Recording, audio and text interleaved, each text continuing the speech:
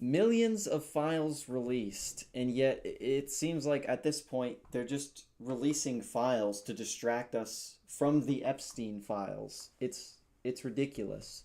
So instead of talking about that, I'm going to talk about what I've been wanting to talk about, which is Singapore. And to talk about Singapore, you got to watch this clip. Whoever governs Singapore must have that iron in him, or give it up. This is not a game of cards. This is your life and mine. This was a mud flat. Swamp.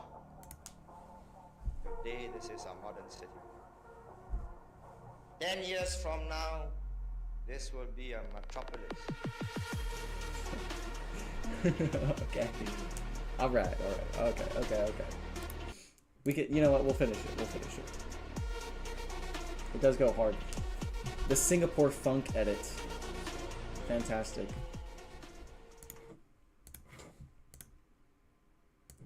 Okay, so let's talk about Singapore. Let's talk about a real man's country, okay? One of my most favorite countries. Look, this is why it's fun to get involved in international relations, is because sometimes you get to talk about countries that actually know what they're doing. You get to talk about countries like Singapore, and that's pretty sweet.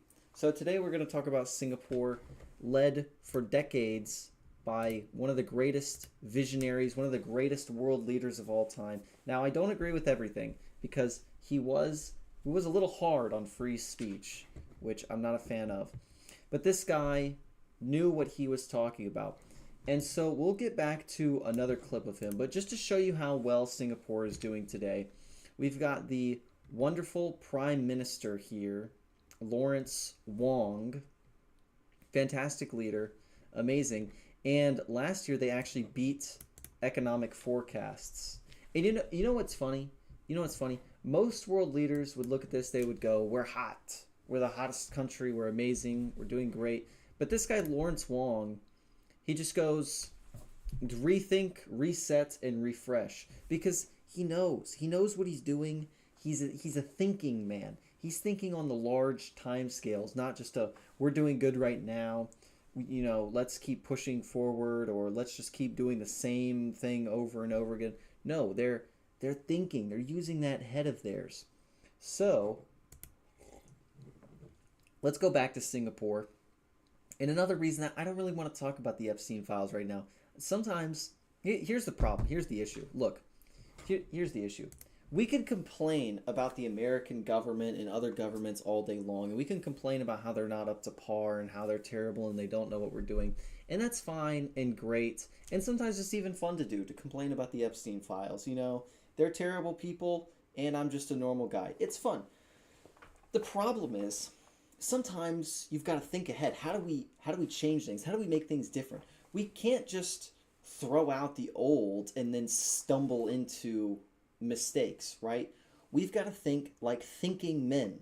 And so what that needs is you need analysis. You need educated. You need to be educated. You need to be an educated mofo. And so that's what we're doing right now. We're looking at a good case, and here's another contrast for why this is important. Also, I've been wanting to talk about Singapore, so we're finally getting to it. But this just goes to show the disparity between the American state of mind and Mr. Lee Kuan Yew. Frank with you. Here we go. Why not, Mr. Prime Minister? Why do you think America Well, can I put it this way? I think there are highly intelligent, well-meaning often people, and some of their leaders, like Kennedy, the late president, had signs of growing greatness, depth. But, you know, by and large, the administration lacks depth and judgment or wisdom, which comes out of an accumulation of knowledge of human beings and human situations over a long period of time. Yes. That's lacking. And it's not their fault. What have they got? 300-400 years of history? And they've become a nation just recently. You know, I'll tell you this.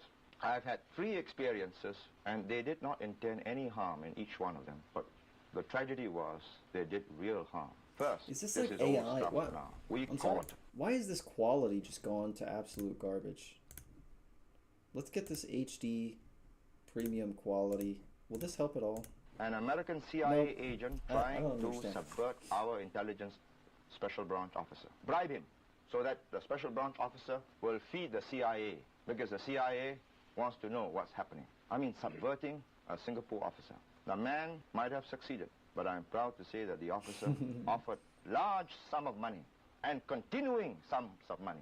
This was in 1960. Refused and reported the matter to his chief, who reported it to me. Let's Man was go. caught, locked up, and it was on razor's edge whether we charged him in open court or not. No, let me explain this. When I told the American government, all right, we keep quiet, you take this man away, $100 million to the Singapore government for economic development. I didn't tell, I never spoke to the Americans direct because, they lack the finesse and, they may say, yes, they give it to you. Why not? Why should the Singapore government just give to you, to me, which would have ruined me? But through an intermediary, they offered me and my party $10 million. I mean, the insult, I told them, keep it. There's so much depth to this. I want to be quite fair. That the average American politician, it'll just go over their head. I mean, no offense. Maybe it wouldn't. Maybe they would understand. But there's so much here, okay? Because first of all, you have to understand that this guy, so first of all, the American CIA offers money to a Singaporean officer, and the officer reports him. Now, that is wonderful because snitching, okay? I believe in America, there's like a cultural, there's a cultural thing against snitching. Oh my gosh, a sanction, thank you. Nobody helped me. There's nobody in chat. But there's a moral sanction against snitching in America. Amazing water. And the thing is, I think that oftentimes that just goes the wrong way. Okay? If you are close with your family, you're a tight-knit family, and maybe you want to make sure that, maybe one of your family members is doing drugs, and you don't necessarily want to ruin their life. Maybe the best thing at the moment is not to snitch on them, okay? Maybe that's not a good idea.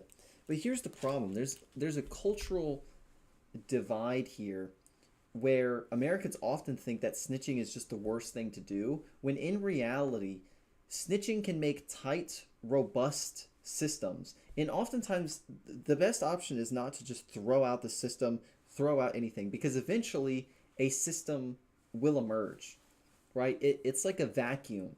Whenever a system disappears, boom, a new one gets invented. And this is the problem with anybody who thinks about anarchy for any short period of time, is you realize that maybe you do want anarchy, but it's never going to happen because there's always going to be a system that falls into place, and there's always good reasons for a system falling into place. And so in a well-designed system, you need snitches, basically. You need people who actually abide by the law. You need people who are not above the law. You need people who call out wrongdoing. And that is what this Singaporean system incentivizes. Because this guy snitches, and here's the thing, they could take it all the way up, and then maybe Lee Kuan Yew, he takes a little bit of money too. So that's the second layer of this, is that Lee Kuan Yew takes a little bit of money because the CIA offers him $10 million.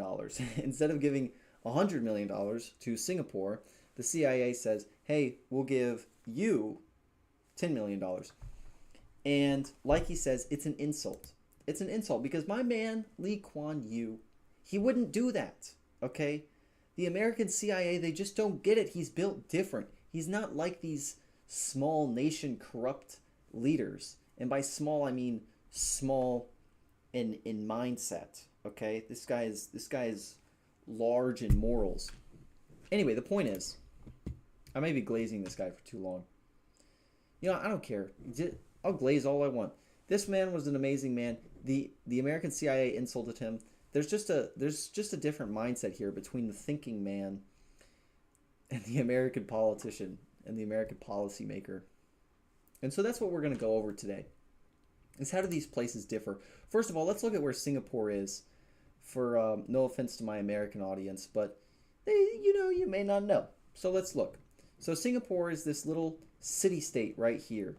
And first of all, it's right next to Malaysia, which is just this little cut-off part. Thailand goes, woo. So Malaysia goes here, and then Malaysia goes over here. And it's this island of Borneo is splitting the. I'm kind of covering it a little bit, but the island of Borneo is split so that you have Indonesia. Let's do this. We'll do. All right, here we go. We'll do Malaysia in red is right here. And then you have the wonderful Indonesia in purple, and it goes all the way off screen, and you cannot see this purple because of that wonderful blue background. So we'll do pink. Indonesia in pink. Fantastic. And this is the island of Borneo, by the way. So anyway, Indonesia goes all the way over here, and Singapore is right here in the Strait of Malacca. And so there's a lot of business coming through here, but this is what I want you to understand is just a little bit of geography here. And keep in mind that America is nowhere to be found over here. America is still not on screen. America is just getting on screen now, and here they are on the other side of the world. Okay, so keep that in mind. America's not over here. America's not over here. I'm sorry to my American audience, but the problem is the schooling system just thinks that the United States is the center of the world. And yes, the United States is important, but it's also important to understand our position in history is we will most likely not dominate for the rest of time, and that is because people are short-sighted. But if you think about the grand scheme of things and you keep that in mind, then maybe America could go a little bit further. That's a whole nother discussion. But to do that, you need to understand that we're on this side of the planet, okay? To my American audience, please learn your countries. They don't want to learn because we're on top of the world. We're very important, and so we think that we don't need to learn, but we do. It's important stuff. Education is important.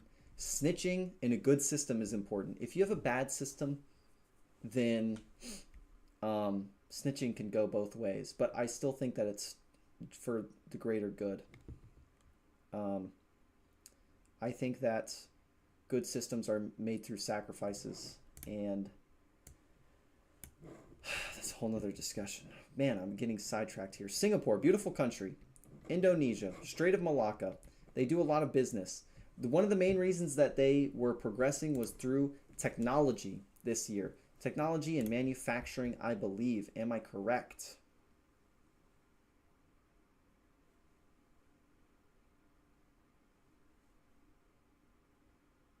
Can't find it. Yes, semiconductors and electronics. Unemployment and inflation remained low. Now that's insane. That's a very good indicator of growth. Singapore generally doesn't fudge the numbers, so maybe they could juice them by, but they're not going to do that. That's a whole nother Fed discussion. So back to Singapore. Singapore is just this little nation. They're about maybe 1/3 the population of New York City, kind of. There's 6 million population in Singapore. New York City population. They are, New York City's population is, okay, never mind. Sorry, I was wrong. The population of Singapore and the population of New York City are fairly similar, but it's less than the population of New York City, just in this one nation, okay? And like Lee Kuan Yew was saying, it was literally a mud flat, about when he started as prime minister, and then boom, it's just this amazing metropolis. This is the airport. Yep, this is from the airport. The airport is very nice. Okay. I was actually thinking about going to University of Singapore. However, so there, just a little side tangent about me. I was thinking about going to the University of Singapore because I am an international policy major. That's what I want to do. International policy, international development. And the reason is I want to help with diplomacy and preventing and ending civil wars. That's kind of my specialty. Will I be able to do that? Maybe one day far off in the future if I keep up my studies, if I become a thinking man. The issue is, I realized that one of the greatest civil wars in the near future could actually be the Second American Civil War. We might be coming up on one of those. So I'm kind of glad that I didn't immediately leave the nation this year because I was thinking about it. And I'm also thinking about staying, which is a little unfortunate because if I pivot over to international stuff, then that might hurt me. They might say, oh, you didn't go international until you were in your late 20s or whatever. You don't even care about international stuff. But no, I do. Okay, I do care about international stuff. It's just, unfortunately, I got to fix stuff at home before America falls apart. Or at least I got to help out a little bit with that. All right, cool. Back to Singapore. So, thinking nation. Now, what was Singapore up to in 1989? I know you've been wondering that since I started stream, since you started watching this. You're thinking to yourself, what was Singapore doing in 1989? Everybody's thinking it. So let's talk about it. Singapore was doing DEI.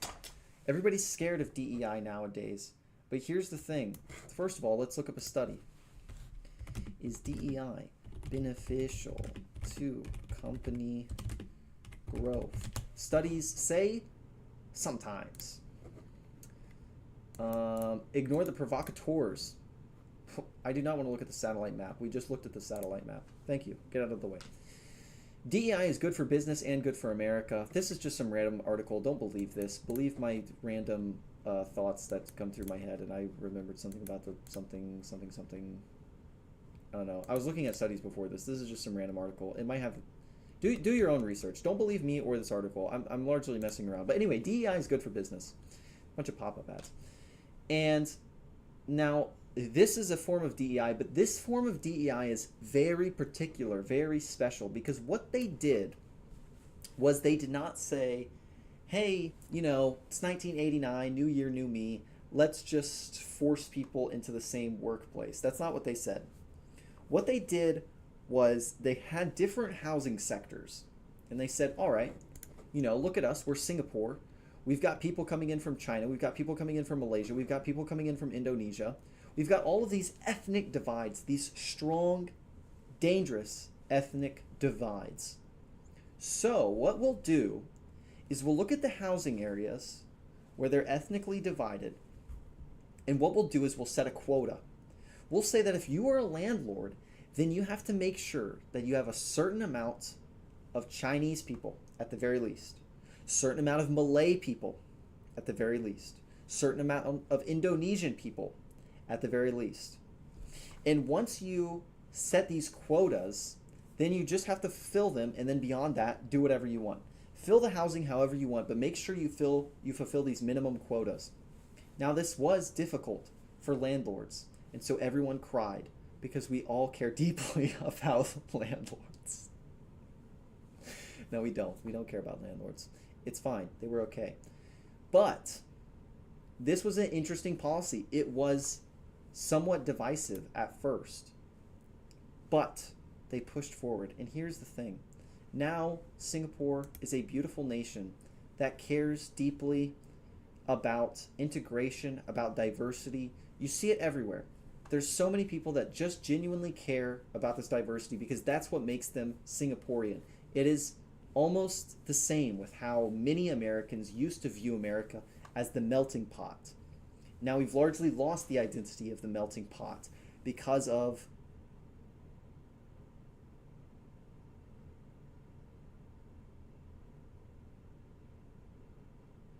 racism. So the thing is, we're kind of backstepping on that trend. Okay, look, the problem is if I say the R word, if I say racism, a lot of people are going to get offended and they're going to say, no, we don't want the melting pot because we hate Mexicans. It's like, okay, I'm sorry. That's racism. Anyway, so back to this. This is a very different perspective, right? Instead of giving everybody the freedom to figure out each other, that's sort of an American perspective, is giving everybody freedom, and then the meritocracy will figure it out and it'll all be great. Instead, Singapore went the other way and they said, we're going to force people to be together. And you know what? It worked out. Now, I wrote an essay on this for my English class, and I had a new perspective. I could have just ended it there and said that this policy was good, because that would have been good enough for an English essay. They don't need you to go into policy. or potential policy. Even a political science class probably wouldn't really want you to try to come up with your own policy. But I did because I felt like it for this English class. And this is what I was thinking. Let's look at this article. This article's from 9 years ago. New study finds clear divide among social classes in Singapore. If you read through this article, you'll basically see that it says that you've got people in rich housing, rich areas, and they don't really mix with people in the lower income. Now, you might be very surprised to hear this, right? What? The rich people and the poor people, they don't go to the same schools? What? What are you talking about? I know, it's crazy. It's crazy. But it's true. It's true. It's very surprising. Everybody's surprised. No, first of all, it's not surprising. But here's what's really surprising, okay? What is really surprising is the fact that Singapore is genuinely concerned about this. The people in National University of Singapore, wonderful university. Maybe I'll go there one day. Get my master's there. Who knows? But in the wonderful University of Singapore, look at this. National University of Singapore in US. Sociologist Vincent Chan. What does she have to say? That's not her name. Vincent Chow. And I think that might be a he. My bad. Hopefully that's not my professor, and hopefully he doesn't see that clip. We have shifted from a society based on race to one based also on class. Dang, that's deep. So first of all, there's an important assumption here, is that they realize that they used to be based on race, and they no longer are because of the wonderful EIP policy, it's called, the ethnic integration policy. So first of all, he's acknowledging the fact that they used to be based on race, and they're kind of not, but they are, he says also, so they kind of are still based on race. And he says that now we're based on class. So what I did in my English class was I proposed a policy where they forcefully integrate the lower and upper classes in schooling.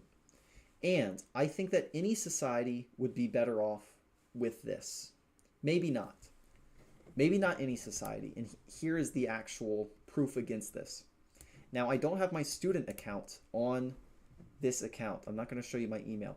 But I don't have my student account on this account. So I can't open this study. It's not really a study. It's more of a think piece, kind of. It's a educated article. I don't know.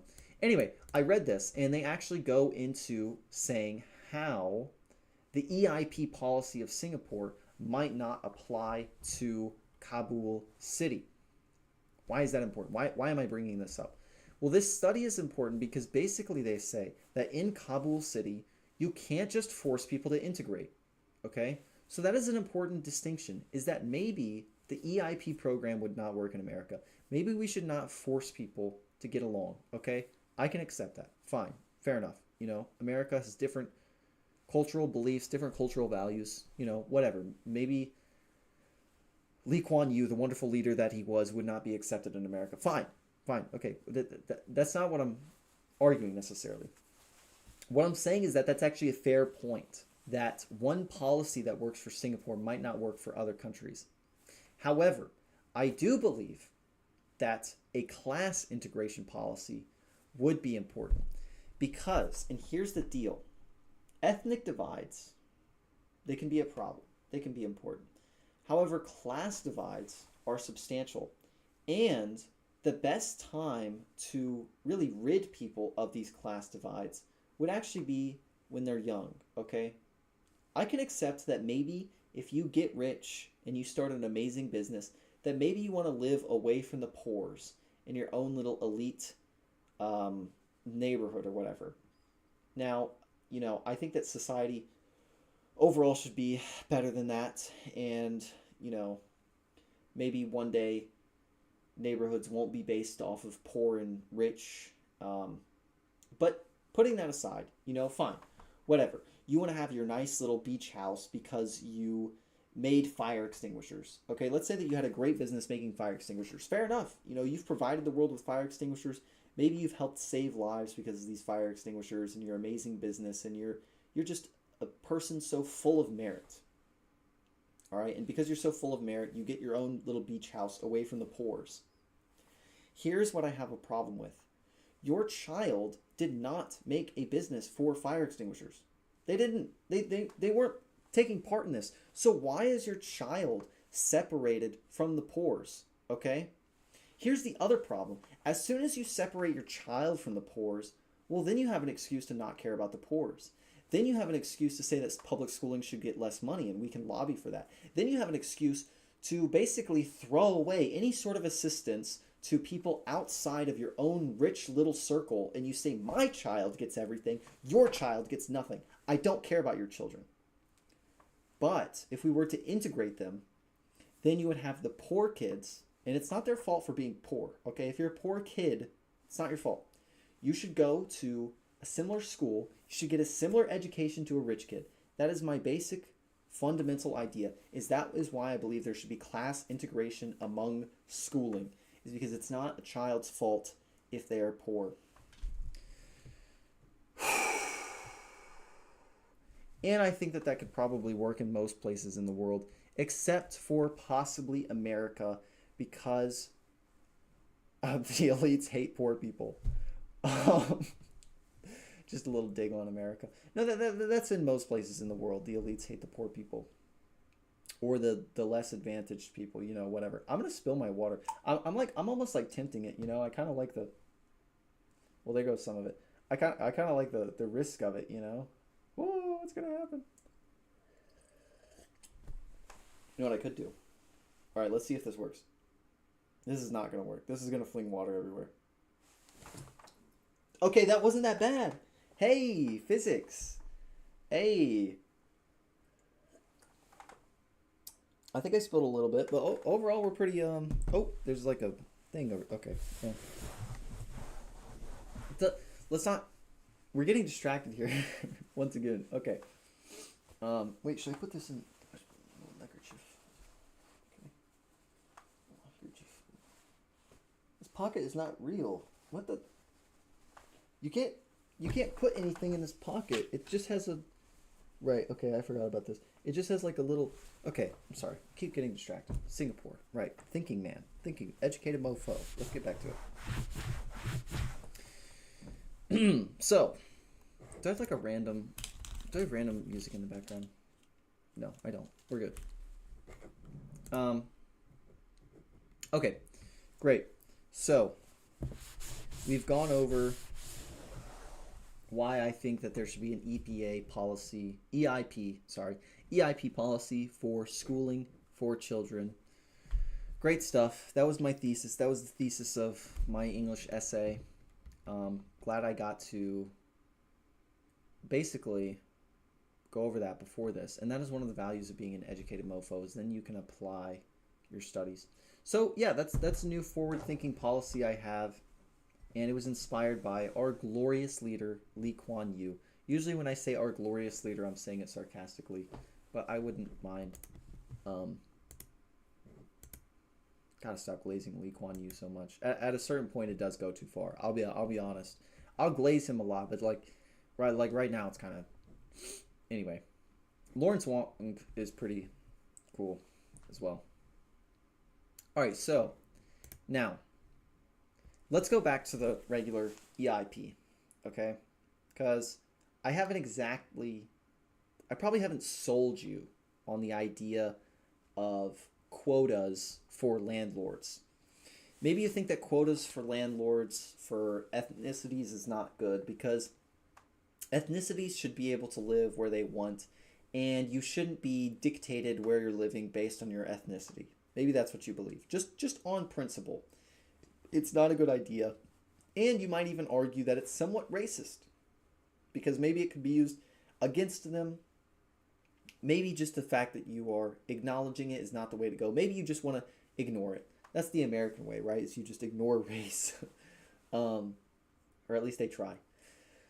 So let me sell you on this policy, because this, like I said, was 1989 when they started doing this. I don't know why I'm showing you this one. This is the class divide, but they started doing this EIP policy in 1989. So what are the consequences? What if they didn't do it? What are the potential downsides of not doing it? Okay. So, as I told you, Indonesia is right here. It's this little bottom country.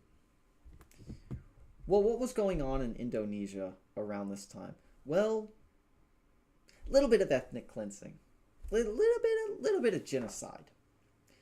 Now, I'm not really a fan of genocide, but let me show you why. Now, I'm not going to show you genocide pictures. I'm just going to show you a little clip from a documentary, give you a little background in case you're a big fan of genocide. I'm not even joking. I know it seems like I have no chatters at all. I have had at least one chatter who was a fan of genocide, which is kind of crazy. So they're out there. They're definitely out there. So let's just pretend for a second. You know, what if genocide? Well, no, let's not pretend. What if? How do I put this? Let me just sell you on why genocide is bad. Let's get into it. So this guy, this individual in the middle, is from Indonesia, and he was one of the perpetrators of the genocide. Now he's sitting here, he's happy, he's fine, because he will probably see no justice. In fact, he's probably dead, and he didn't even die in prison, probably. He probably died in his large, luxurious house, because oftentimes the world has no justice. Let's give you a little background on this guy.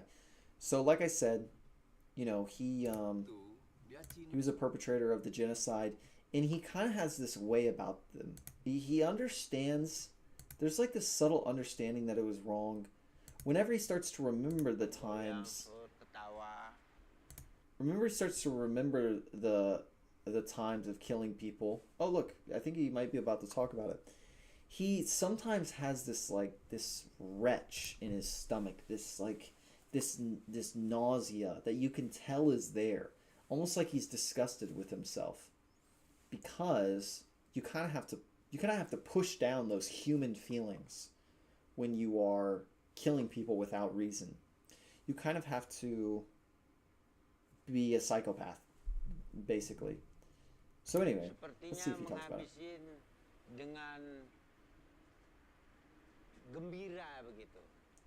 It was like we were killing happily. Okay, right. So there's this dual idea here, right? First of all, there's the idea that he understands, you know, it's like we were killing happily. But there's also this idea that he knows that he has to explain this because other people won't get it, right? If somebody said, oh, I was playing video games happily, I don't have to understand that. People get that. You know, I was playing video games, it was happy.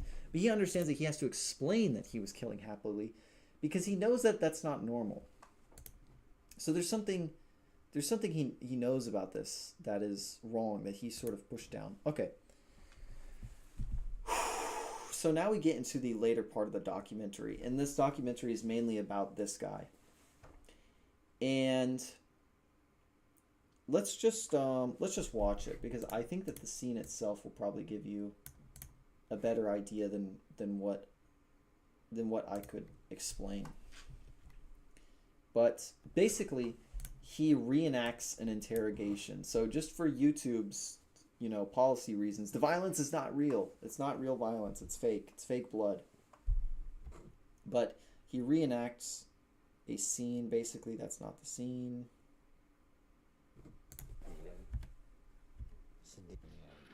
Okay, right.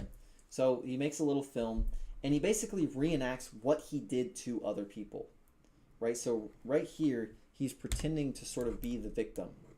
He's sort of showing what he did to these people when he was a genocidaire. What is a genocidaire called? I've never really thought about that. Usually you just call them a Nazi. Okay.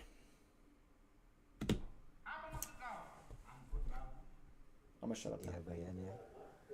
Sedih ya ini.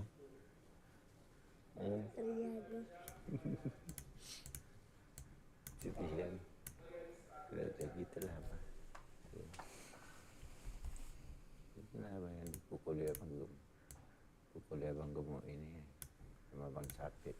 Kepala apa bocor-bocor.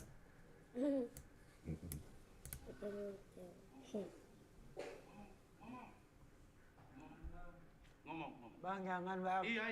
Iya jangan. Fake Tapi kau violence, ngomong. Kau harus publish semua. Fake blood. Apa yang kau buat di badan ini? Sekarang kau panggil sekarang. Ayo, kau jawab apa yang dipertanyakan. Ayo, jawab apa yang dipertanyakan. Dan apa bisa dengar? Ayo cepat jawab. Cepat jawab. Benar. Ayo. Jangan bagus.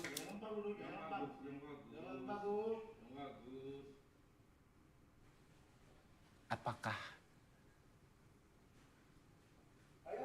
orang yang kusiksa dulu itu rasanya seperti aku begini? Nah itulah dia. Yang tenang, Anda diperiksa dengar.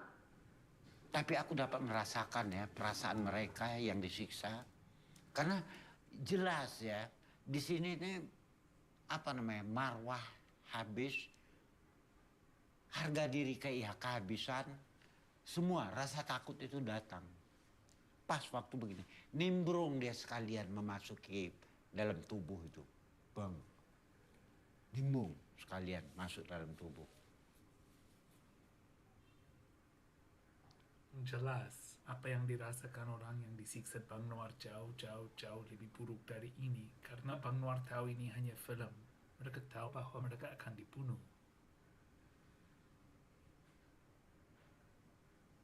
Tapi saya merasakan ya, benar-benar saya rasakan. Atau saya mungkin, saya itu apa dosa sama saya?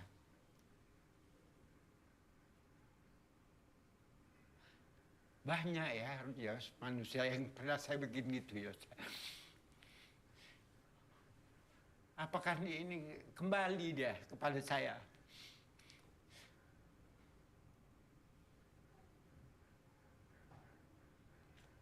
Mudah-mudahan jangan sampai,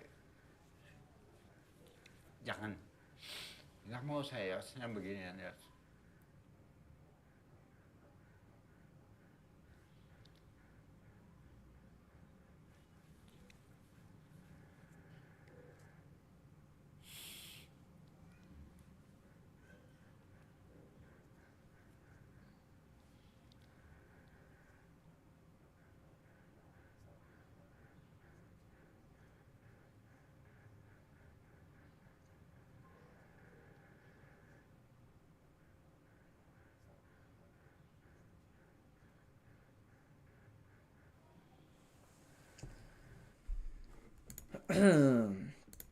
It was my personal opinion that the documentary should have just ended there, but oh wait, what? Is this oh no, it doesn't end there. Yeah, it has this like weird scene here. What is this? Sorry. The amazing documentary, but it was my opinion that it should have just ended there. Little filming disagreement. Doesn't matter. Anyway, sorry, let's actually talk about this. So, your immediate reaction might be to think, why should I feel bad for this guy, right? And that is a perfectly valid thought, right? Because for a second you really think like, man, this guy, it looks like he is actually in pain. But of course you're also thinking he helped with a genocide. So I don't really, what why should I care if he's in pain for helping with a genocide? Isn't that the whole point? Maybe there's some sense of justice. But that's besides the point, right? Just acknowledging the fact that he will never see justice. I think that it's important to understand that he is human. And I think that that's probably the most important takeaway of this film, is that this man is a human being, right? He is a monster for all intents and purposes. He is truly a beast. there is probably evil in him. And yet, he is a human, just like the rest of us. I mean, you could see him walking down the street, and you would probably think nothing of it. So, that's important because it helps you realize that this could happen to anybody. This mindset could happen to anybody. It could happen to you. And that is a much more difficult feeling. It's easy to think that you hate your enemies and you like your friends. That's easy. Anybody can do that. Everybody does that. Everybody likes their friends. It is hard to care about your enemies and to think from the perspective of your enemies and to think, where did they go wrong? You know, how could I be like that? And then realize that they're not so much your enemies. They're just terribly and horrendously misguided. In a way, they're like a fun house. They're like a distorted image of yourself. So, am I saying that I could have helped in a genocide? I hope not, right?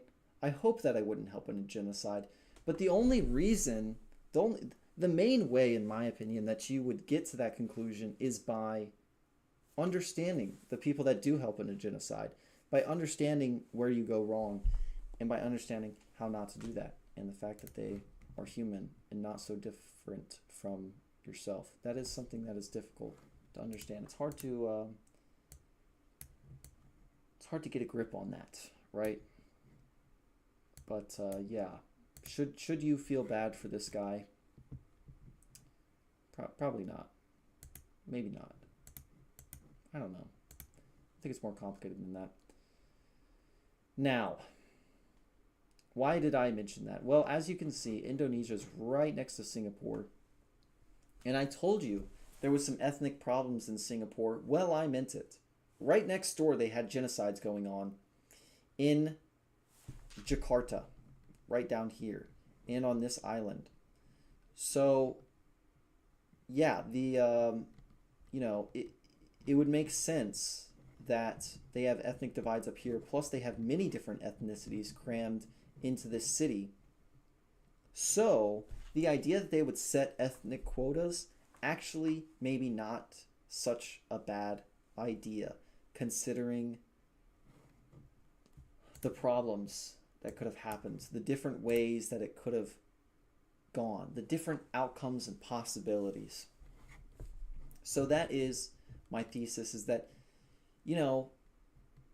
maybe this idea of just ignoring ethnicity and pretending like it doesn't exist and just hoping that everything works out, maybe that's not the best idea, because then the people who have that little bit of evil in them, the humans, will come along and they might take advantage of that.